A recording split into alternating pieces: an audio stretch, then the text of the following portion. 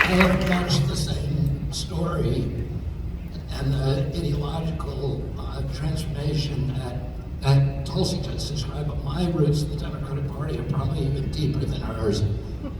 My family has been a centerpiece and the flag carriers of the Democratic Party for generations. All my grandparents came over in 1848 during the potato famine. They came over to Boston. They came over penniless. The Democratic Party met them on the docks in Boston and made sure that they had homes, made sure that they had food, that they were given jobs, and took care of them. And the Democratic Party was the party of the poor, working people, the voiceless, the alienated, the dispossessed. It was the party that really was striving for the highest ideals of the American promise, which was that we could all participate in the American dream. And the fundamental assumption of the Democratic Party was that of liberalism, the word liberal means freedom of speech. At the continent, we were a nation of diversity. We were all different colors, unlike any nation in the world. We're every race, we're every national origin, we're hundreds of languages that people speak in this country.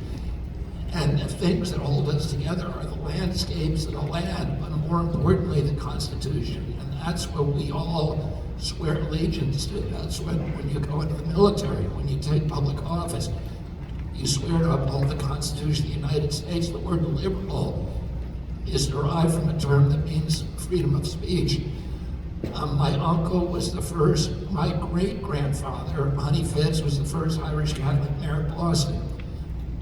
His contemporary, Patrick Joseph Kennedy, was a state senator and a political boss in Boston.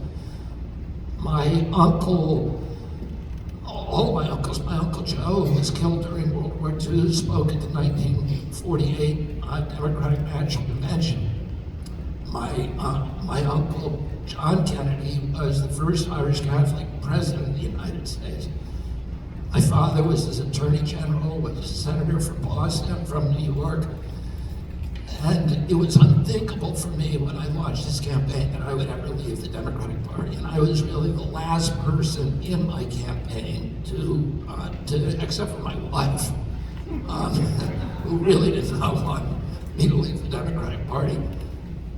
To make the decision, to come to the realization the Democratic Party was gone, that I grew up with. It was, my uncle said that the principal job of the President of the United States was to keep the country out of war, and he never sent a combat troop abroad to die, an American combat troop. My father ran again. In fact, 30 days before he died, my uncle signed National Security Order 263, ordering all the military advisors he had sent, reluctantly 16,000 military advisors who weren't allowed to participate in combat. They did, but under the rules of his rules of engagement, they weren't permitted to.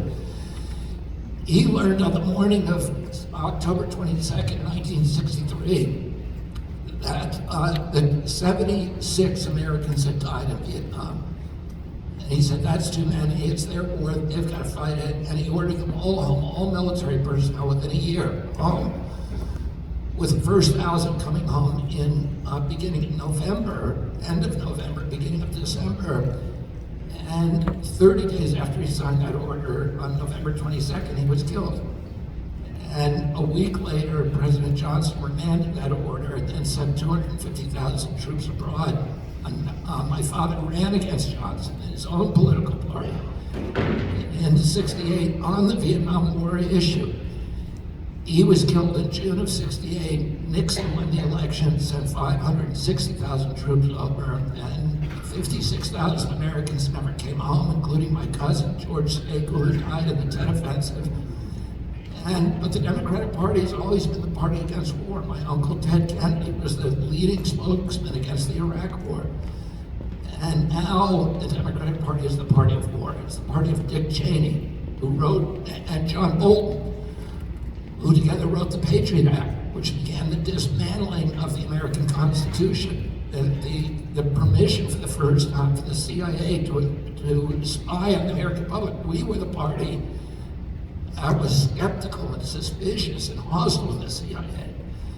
And this Democratic convention, you had Kamala Harris making a neocon. We drove the neocons out of office. And they ended up running our party.